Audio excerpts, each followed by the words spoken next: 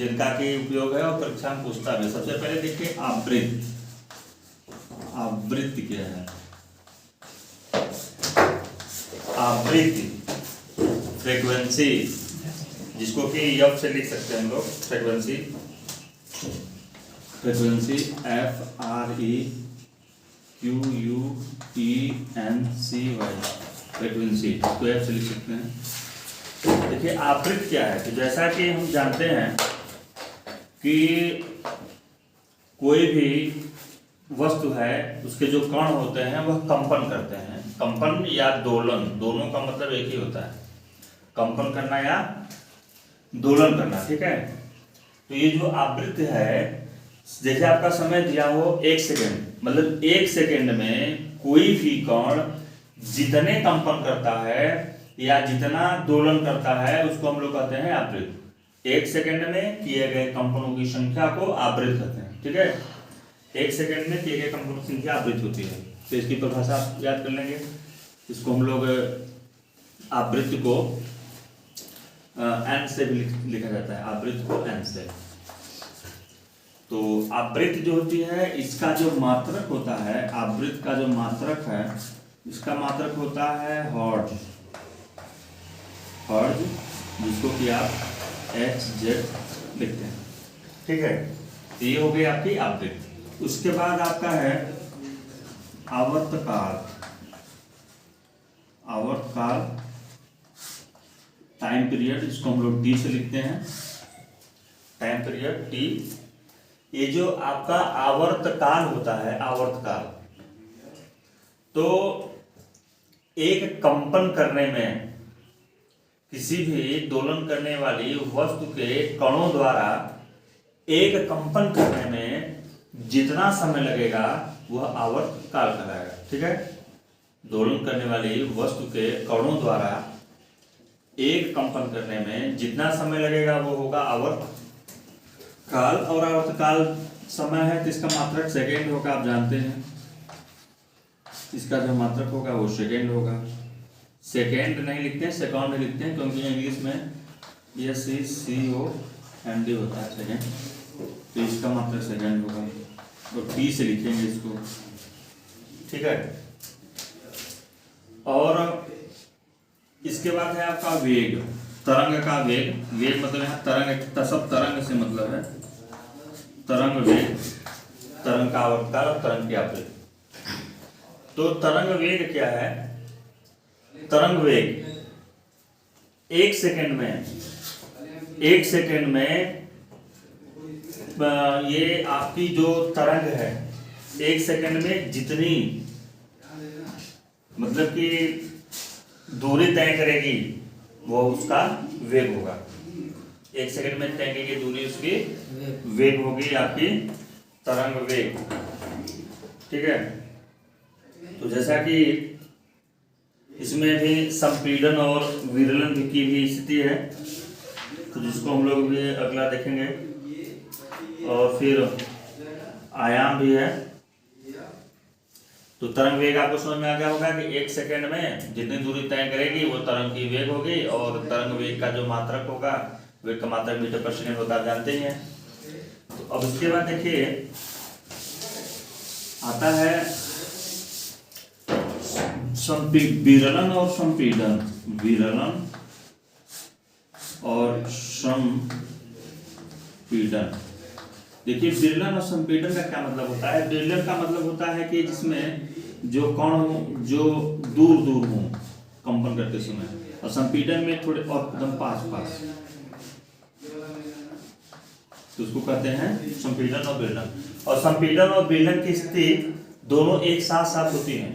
जैसे मान लीजिए एक होता है, इस तरह की एक आकृति होती है जिसको हम लोग कहते हैं स्वरित्र कहते हैं।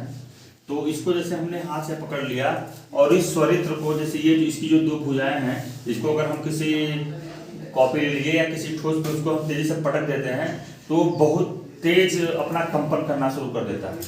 तो जब ये कंपन करता है, यानी जब ये अंदर की, ये दोनों जब अंदर की ओर आएंगे तो उस समय देखिए क्या होगा उसमें, मतलब कि जब अंदर की ओर आएंगे तो उसमें ये जो संपीड़न संपीड़न की स्थिति उत्पन्न होगी, और फिर जब दूर हटने लगेंगे तो उसमें क्या होगा, विरलन की स्थिति उत्पन्न हो जाएगी।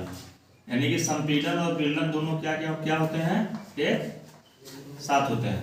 ठीक है, जब ये कंपन करेगा तो संपीड़न विरलन एक साथ होगा। जब अंदर की ओर आएगा या बाहर की ओर जाएगा जैसे, तो कभी संपीड़न की स्थिति उत्पन्न होगी, कभी विरलन की। तो संपीड़न विरलन दोनों एक साथ साथ होते रहते हैं, और ये यहाँ कंपन करती रहती हैं, तो हमें कोई उसका जो साउंड है वो आता रहता है।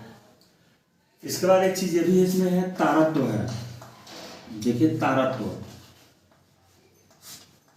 तारत्व क्या है, जैसे मतलब कि तारत्व मतलब कि एक आवाज की क्वालिटी है साउंड की।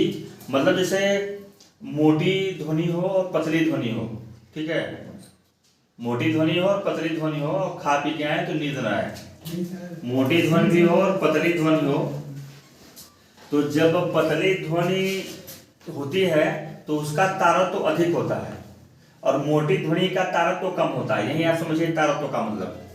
जैसे महिलाएं जो होती हैं उनका तारत्व तो अधिक होता है पुरुषों की अपेक्षा, ठीक है।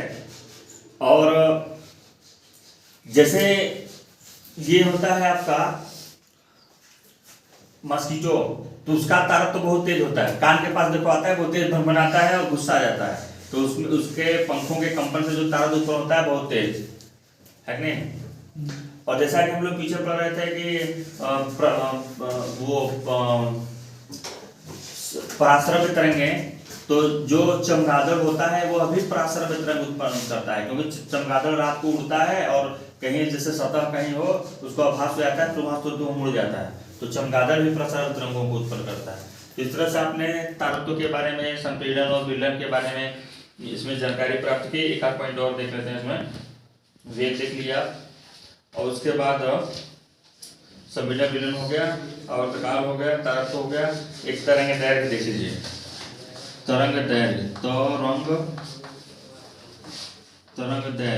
तरंग दैर्घ्य का मतलब इसको हम लोग लैम्डा से लिखते हैं, लैम्डा, इसको लैम्डा पढ़ते हैं, लैम्डा, इसको लैम्डा पढ़ते हैं। तरंग दैर्घ्य क्या होती है, जैसे कोई कण जो कंपन करता है, तो एक कंपन करने में उसके द्वारा जितनी दूरी चली जाएगी वही उसका होगा तरंग दैर्घ्य, यानी लैम्डा, ठीक है। दूसरे शब्दों में हम तरंग दैर्घ्य को भी कह सकते हैं कि किन्हीं दो क्रमागत संपीड़नों या दो क्रमागत विरलनों के मध्य की दूरी को तरंग दैर्घ्य कहते हैं। मतलब कि तरंग दैर्घ्य जो होगी एक चक्कर करने में जितनी दूरी चलेगी। जैसे कि इसमें एक आपका इसमें आयाम है, आयाम